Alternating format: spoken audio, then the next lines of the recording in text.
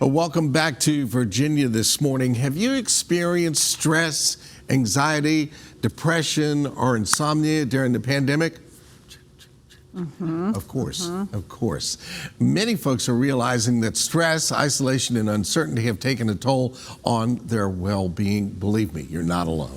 May is Mental Health Awareness Month, and we wanted to bring in an expert in studio talking about this very timely topic. Over the last year, we've certainly enjoyed our conversations by Zoom. For the first time here in studio, joining us, we welcome Dr. LeKeisha Hite. It is great to see you. It's great to see you all as well, so we can get out of this isolation. Yes. And you know what? I was saying that at the beginning of the show, this is one of those new experiences in that you may have had phenomenons, even with coworkers, where you have not met in person yet. Exactly. And talk about another layer of complexity in the lives that we lead. Absolutely.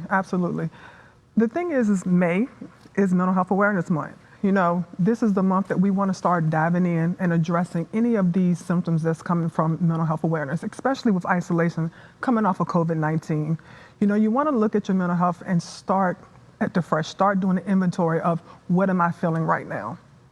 So we've all been through this thing, and we're seeing you in 3D now, and it's, oh wow, it's even better. So, but you say start from the beginning and kind of take it, you know, learn the whole lesson over again. And it starts with something as easy as what you're eating. Correct. People do not understand the correlation between medical and mental health. What you have to understand is just like medical, you go get a medical checkup, you have to go get a mental health checkup. And sometimes they coincide with each other. Sometimes depression can cause you to have insomnia, or you don't eat like you're supposed to. So when you eat better, you feel better. That can also increase your endorphins, you know, your serotonin levels, which is linked to depression, which is linked to a decline in your mental health. Dr. Hite, taking stock of the fact that we are now again in a different place. It's different than it was a year ago, which was different than it was a year prior to that. And different than it's going to be. And different than it's going to be. There are so many folks who may have been struggling in the beginning of 2020, and then it was amplified. How best can we utilize this month to take stock of where we are? You know, honesty is best. A lot of people feel like mental health is taboo. A lot of people feel like we don't have the platform to talk about our struggles with mental health. You know, we grandiose medical problems, but we don't really look at mental health, and a lot of people feel like it's off subject. So if you be honest with yourself and start thinking about what am I going through right now? What is the physiological effects my body is going through? So I can address that at that moment. Prevention is key. Early detection is key.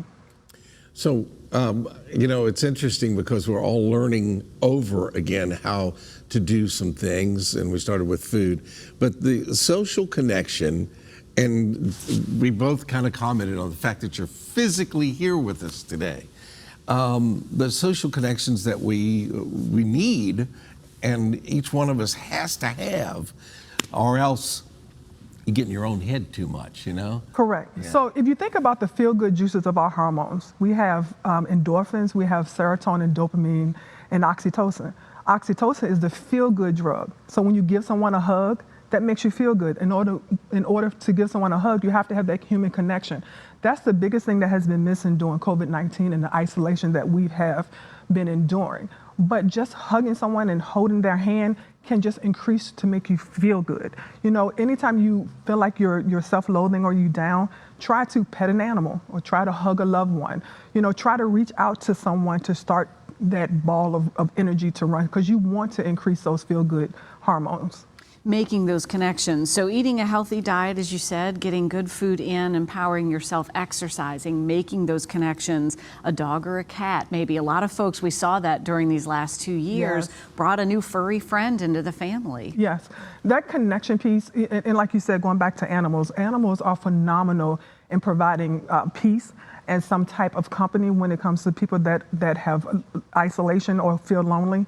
And people have to understand it's a difference between feeling lonely and being alone. You know, it's a choice in the state of matter. However, if it's at the point that you see you're struggling with it, then you need to start reaching out to those support systems. You really need to start reaching out to things that can help you stabilize what you're feeling in that moment. It's all about being cognitive aware of what you're feeling. So many of this, it sounds like pieces of a puzzle that got scattered during the pandemic, and now we're putting them back in. And one of the big pieces, and you touched on it, is that sense of community that a lot of people get through their faith. And I mean, it's in a lot of folks' lives, it's the center of their life. It is. Whatever your spiritual outlet is, use it. You can go out to community resources. You can go out to community support groups to help you push forward to that. Because again, you want to increase that socialization.